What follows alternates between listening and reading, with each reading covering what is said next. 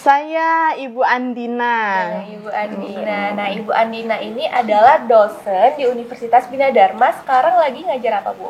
Sekarang di program studi pendidikan bahasa Indonesia, Fakultas Keguruan Ilmu Pendidikan dan Bahasa.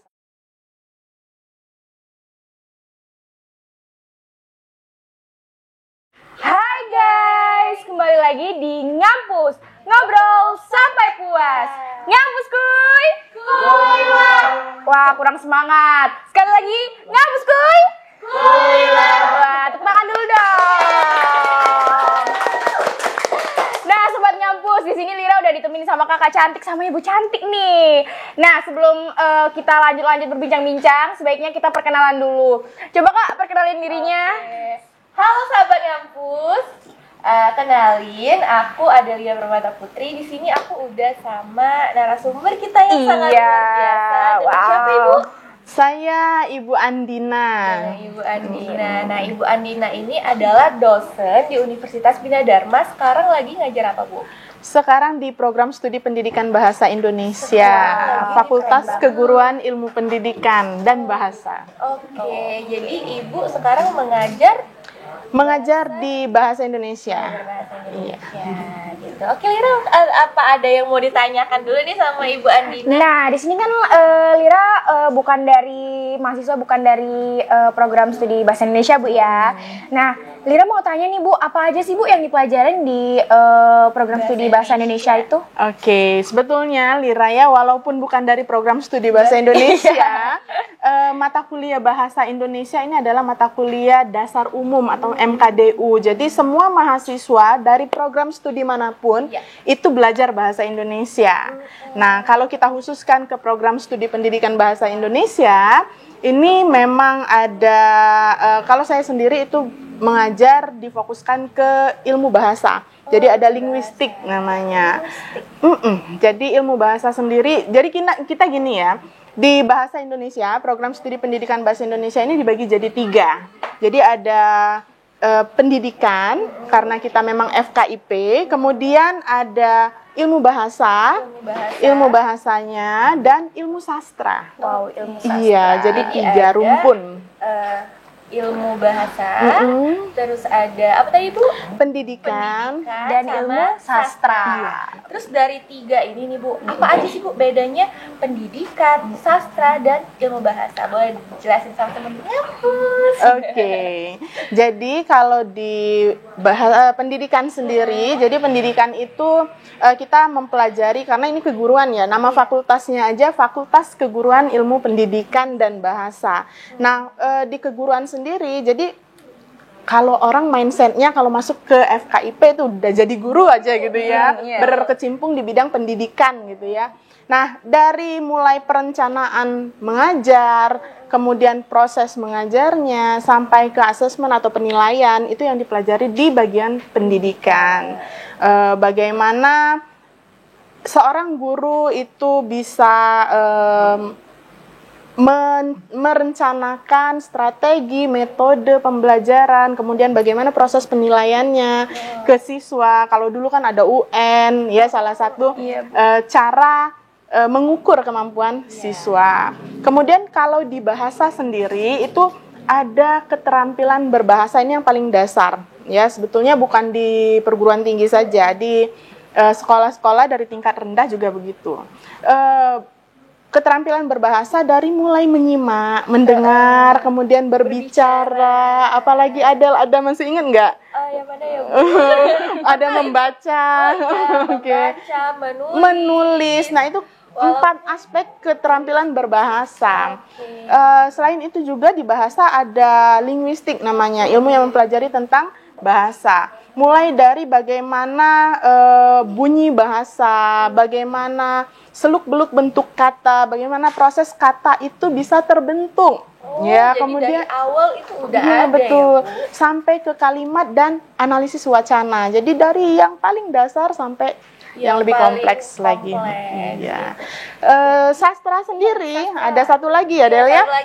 Itu ada sastra. Sastra sendiri ya, kita ketahui bahwa ini sangat berbeda ya, ilmu bahasa kalau kita kaitkan dengan kalimat efektif dengan bahasa di sastra itu beda.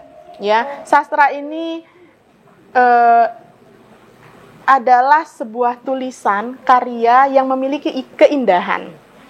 Iya, kalau dilihat dari puisi yang mendayu-dayu, kemudian ada cerita ya, prosa, kemudian ada drama, ya itu yang dipelajari Di sastra. di sastra. Jadi teman-teman, ini ada 3 nih, ada bahasa, ada sastra, dan ada apa tadi Lira?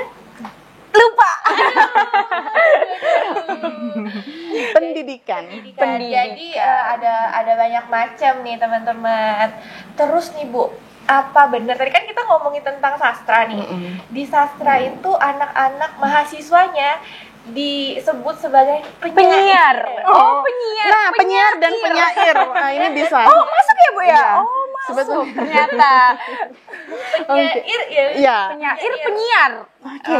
Jadi sebetulnya dua-duanya ya, walaupun mungkin dua-duanya masuk. arah pertanyaannya mungkin ke penyair ya, tapi walaupun terpleset sedikit ada penyiar. Ini sama sih sebenarnya di bahasa Indonesia. Saya jawab dulu di yang penyair ya, karena berkaitan dengan sastra tadi. Untuk sastra biasanya kalau menurut saya sih bukan cuma anak-anak yang kuliah di program studi pendidikan bahasa Indonesia aja ya. Mungkin ada Lira juga biasa nulis puisi walaupun dikonsumsi pribadi gitu ya. Nulis kata-kata. Nulis kata-kata, curhat, dear diary gitu Iya, ya. di buku-buku Kalau gitu. kata-kata galau itu masuk nggak ya Bu? Dalam sastra. Bisa. Dalam sastra yang kayak kata-kata yang mendayu-dayu, Iya, mengungkapkan isi hati, mengungkapkan isi gitu kan, hati Bu. dengan bahasa yang indah ya, dengan bagaimana menyampaikannya dengan indah. Ya itu memang salah satu arah di bahasa Indonesia sendiri selain menjadi guru, karena memang ada sastra tadi ya bisa jadi sastrawan. Salah satunya ya penyair tadi. Ya, Tergantung minat dan bakatnya si anak. Begitupun dengan penyiar. Jadi ada salah satu mata kuliah di program studi bahasa Indonesia sendiri itu jurnalistik. Ya, mata kuliah jurnalistik yang berkaitan dengan kehidupan jurnalistik ya, berita, kemudian suatu peristiwa Iya, yang diberitakan atau yang seperti kegiatan ini ya, ini juga termasuk salah satu tadi jurnalistik juga, dan keterampilan berbahasa berbicara. Iya, keterampilan berbahasa berbicara. Jadi salah satu arah mahasiswa itu ketika lulus di bahasa Indonesia selain jadi guru bisa jadi penyair ya, juga bisa jadi wartawan. Kalau yang jurnalistik itu juga bisa. Jadi bahasa Indonesia ini kayaknya sederhana tapi begitu kompleks ya Bu. Kita aja udah belajar bahasa Indonesia tuh mungkin dari kelas 1 SD sampai sekarang, tapi dinamis Bu. Tapi kayak selalu berubah-ubah. Kita belajar juga nggak ada habisnya, betul ya Bu? Iya, karena memang bahasa sifatnya dinamis ya. Kalau kita lihat dari sejarah kaidah bahasa. Sejarah kaidah berbahasa itu mulai dari aturan, masih ingat nggak sih nama presiden pertama kita? Soekarno ya, tapi ejaannya apa? Soekarno. Nah itu ejaan yang digunakan pada masa Van Ophusen. Jadi ada ejaan Van Ophusen. Kemudian berkembang lagi ejaan Suwandi. Berkembang lagi menjadi ejaan Melindo. Ya, itulah bahasa ya, sampai akhirnya saat ini kita menggunakan EYD, ejaan yang disempurnakan versi 5. Oh, edisi Bu ya. Ada edisi, jadi bukan enggak 1, 2, enggak, tapi sudah memang dinamis. Sudah 5. Saya pun juga waktu itu pernah Bu berkunjung ke Pusnas, Perpustakaan Nasional. Ternyata bentuk aksara itu bermacam-macam seperti itu Bu. makanya ternyata EYD ini pun udah sampai 5 versi. Jadi benar-benar kompleks dari apa yang tadi Bu ada ejaan Van itu Opushen. pun sama ejaannya hampir sama dengan ada aksara Van Opushen, ada aksara Melindo. Iya, Melindo. Ada Suwandi. ada Swandi, ada aksara-aksara yang kayak Arab-Arab gitu Bu. Iya. Ternyata bahasa Indonesia pun begitu kompleks ya Bu. Jadi teman-teman untuk belajar bahasa Indonesia pun ini pun profesinya banyak ya Bu. Banyak Bukan sekali. cuma guru, tapi tadi ada apa Rira? Jurnalistik. Terus ada bisa jadi wartawan, terus juga bisa jadi guru juga. Iya, pasti. Terus juga bisa jadi penyiar berita, penyiar radio. Jadi Prospeknya kompleks, banyak. teman-teman. Iya, jadi teman-teman jadi nggak terbatas cuman di keguruan aja. Betul. Gitu. Dan bahasa Indonesia juga kompleks banget.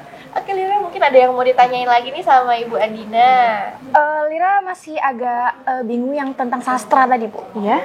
Nah, kalau sastra itu tuh mencakup apa aja sih, Bu? Oke, jadi ada 3 lingkup sastra ya. Dari yang pertama puisi yang dekat sekali dengan kita ya. Puisi itu sastra, Bu, ya? Sastra, termasuk jenis sastra. Jadi kalau lihat lirik lagu yang cantik, ya salah satu bentuk sastra. Oh, lirik lagu pun Iya, sastra. termasuk Wow. karena bisa diangkat dari sebuah puisi. Oh. Ya, lirik lagu itu bisa diangkat dari sebuah puisi. Kemudian yang kedua ada prosa namanya. Prosa itu cerita. Ada cerpen, Iya. novel, ya bagian dari sastra. Kemudian yang terakhir ada drama. Oh, drama. Masuk juga di sastra. Yang ketiga ada drama. Jadi sastra itu banyak lingkupnya nih Lira dan teman-teman. Terus juga Bu, tadi kan ngomongin tentang syair, tentang penyair. Nah, tadi kita udah bahas sedikit-sedikit nih Bu. Kira-kira ada nggak sih Bu syair yang emang berkesan yang ada di benak Ibu? Kira-kira apa nih? Boleh deh kita Ceritain ke teman-teman ke Sobat Ngampus ya, Kak. Ngampus. Oke, nggak apa-apa. Saya ambilin Bu, kebenaran saya di sini sebagai user juga. Boleh deh, apa Bu syair yang terlintas yang ada di benak Ibu? Oke, sebetulnya bukan terlintas juga kali Yang ya. emang ada di benak gitu. Ya menjadi pegangan lah ya, menjadi pegangan untuk hidup, ya untuk hidup saya. Syair itu terdiri dari 4 baris ya.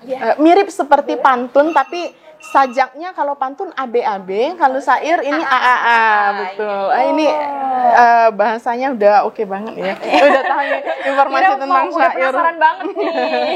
Oke, syairnya jangan risau dengan cobaan, jangan bersedih dengan kesulitan. Berdoa saja kepada Tuhan, insya Allah akan dikabulkan. Wah, tepuk tangan dong. Wah, penontonnya ini. Wah. Masih mau tepuk tangan? Jadi jangan risau dengan Cobaan. Itu ada maknanya, Bu, ya, di balik syair itu? Iya dong. Apa tuh, Bu, Iya. maknanya? Kan manusia, kita semua pasti punya masalah masing-masing, pasti punya cobaan dalam kehidupan, macam-macam cobaannya. Ya kita nggak perlu risau, nggak dengerin perlu loh teman-teman di galau, rumah. ya. Cukup mengadukan apa unek-unek, apa masalah kita kepada Tuhan, insya Allah minta yang terbaik akan dikabulkan. Insya Allah ya. Amin. Oke Bu, ini aku mau ngobrol-ngobrol tentang bahasa baku Oke. KBBI. Sekarang ini kan udah jarang banget Bu KBBI bahasa baku digunakan sama anak-anak muda. Saya ada punya pengalaman Bu. Jadi saya cerita sedikit. Jadi Boleh. saya itu dulu punya ada teman penulis. Jadi karena dia penulis, bahasa dia agak baku. Jadi banyak bahasa-bahasa yang mungkin sesuai dengan KBBI yang dia gunakan. Setelah itu saya berteman, saya terpengaruh lah Bu menggunakan bahasa yang sesuai dengan itu KBBI. ya. Akhirnya setelah saya gunakan, setelah saya terpengaruh nih sama teman-teman saya, akhirnya saya aplikasikan itu ke teman saya yang lain. ternyata jadi bahan omongan. Apa sih ngomong pakai bahasa baku? Nggak usah sok Apalagi anak zaman sekarang suka dibilang lebay gitu Kak ya. baik gitu. Padahal sebenarnya itu kayak itu ya Bu, kayak kemampuan literasi kita tuh Iya, diasah betul. di situ. Tapi ternyata setelah diaplikasikan itu malah jadi omongan. Itu gimana sih? Iya, tanggapan Ibu? sebetulnya bukan cuma bahasa Indonesia ya, kayak gitu ya. Bahasa Inggris juga gitu kan ya. Jadi kalau kita niatnya mau belajar sambil ya beliterasi, kalau sudah pakai bahasa Inggris muncullah sok keinggrisan gitu ya. Kalau Apa sih Indonesiaan banget gitu, kebanyakan kayak gitu. Aku tuh dikatain sok baku gitu Bu. Iya, iya. Emang Padahal kayak emang gitu. kita warga negara Indonesia Kak ya. Gimana nih tanggapan Ibu Andina selaku dosen bahasa Indonesia? Jadi seharusnya pakai bahasa apa ya kita ya? Kita kayaknya santai-santai dulu. Ini Kalau bahasa Indonesia dibilang so Indonesia. Kalau bahasa Inggris dibilang So so Inggris. Inggris. Jadi gimana nih? nah itu permasalahannya. Bu. Permasalahannya di situ. Jadi kita punya slogan ya. Bahasa Indonesia itu utamakan bahasa Indonesia, lestarikan bahasa daerah dan kuasai bahasa asing. Iya. Aku pernah Artinya, itu apa tuh artinya? Ya harusnya kita bisa ya menguasai bahasa Indonesia itu ya. Kemudian bahasa daerah, ya bukan serta-merta kita lupakan. Kita terus lestarikan. Kan sedih juga ya kalau seandainya satu bahasa itu hilang, punah. Karena tidak ada lagi penuturnya. Begitupun dengan bahasa asing. Masa iya nggak bisa bahasa asing yang katakanlah bahasa Inggris, bahasa internasional, kemanapun kita ya modal dengan bahasa Inggris juga bisa berjalan kemanapun. jendela dunia kan Bu. Kata orang bahasa itu adalah jendela dunia. Jadi kita mau kemana pun ya kita harus menguasai bahasa tersebut gitu Bu. Jadi yang pertama teman-teman, kalau misalkan ada yang bilang sok baku, sok itu ya udah jangan dengerin ya kan Bu. Iya. Karena yang pertama melestarikan bahasa daerah, Ya, utamakan bahasa Indonesia. kuasai bahasa asing, teman-teman. Jadi gitu. Terus Bu, ngomong-ngobrol lagi soal KBBI dan bahasa baku. Menurut Ibu, penting nggak sih Ibu sebagai orang tua, Ya, sebagai orang tua untuk menerapkan pola asuh menggunakan bahasa-bahasa yang baik dan benar gitu? Gimana menurut Ibu? ya.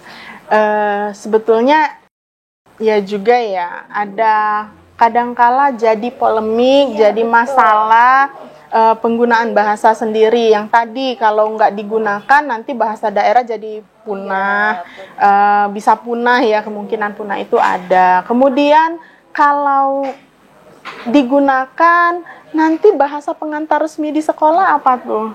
Bahasa Indonesia ya, supaya nggak tambah-tambah PR lagi untuk mengartikan ini apa artinya, ini apa ya. Paling tidak sehari-hari sudah digunakan bahasa Indonesia.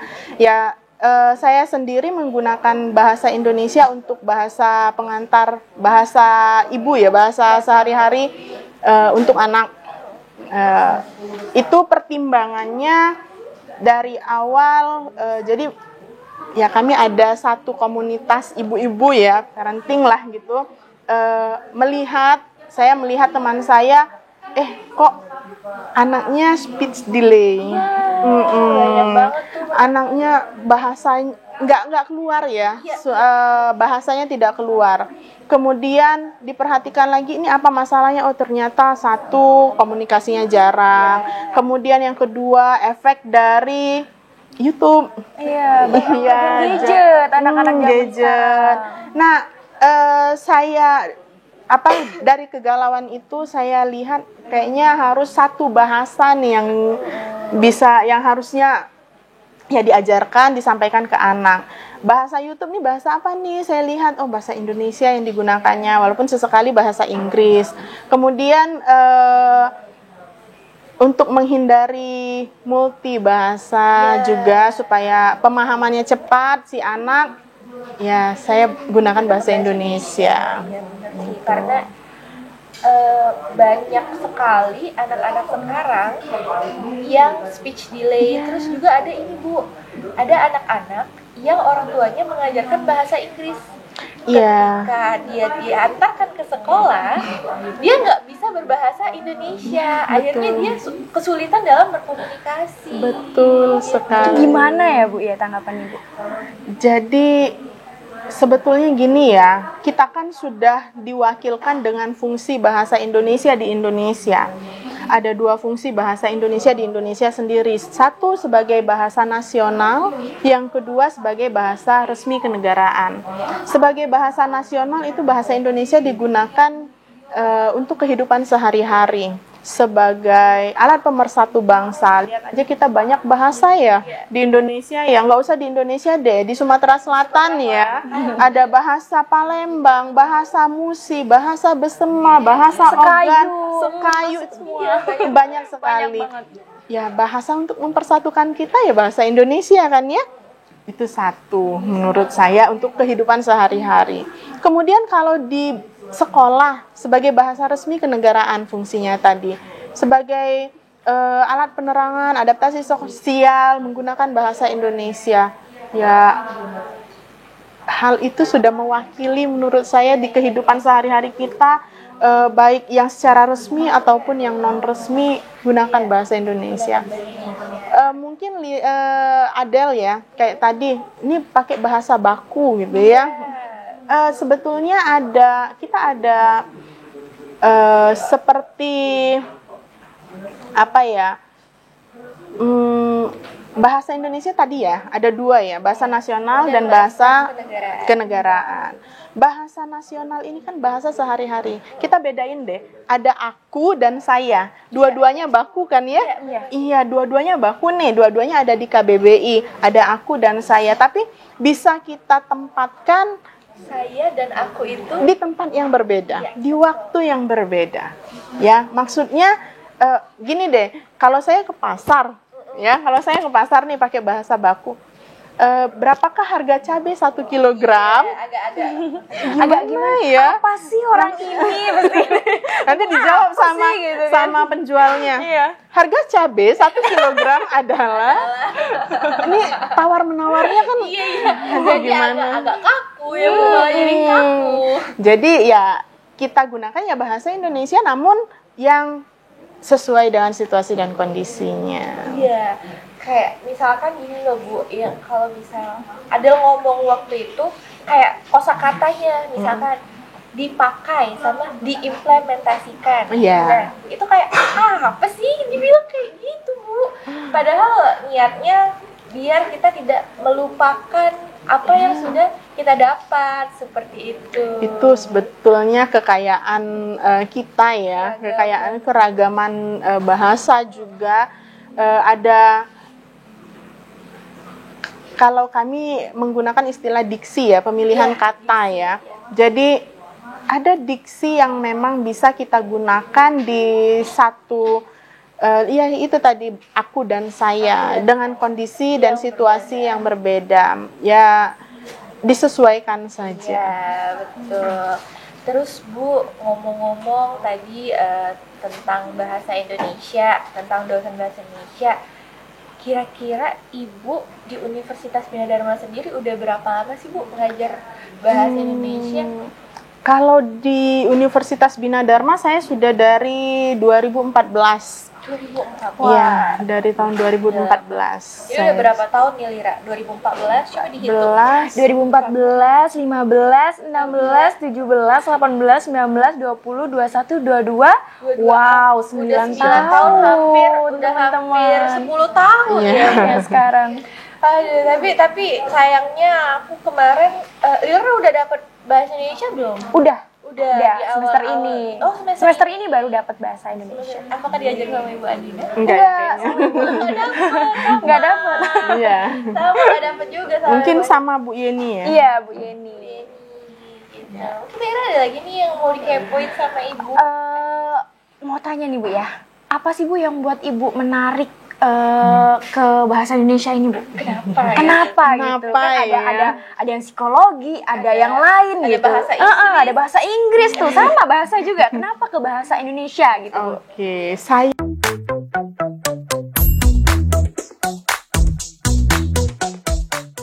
ilmu yang paling dasar itu adalah ekonomi katanya. Di semua lingkup pekerjaan itu pasti membutuhkan ekonomi. Kalau dari orang tua.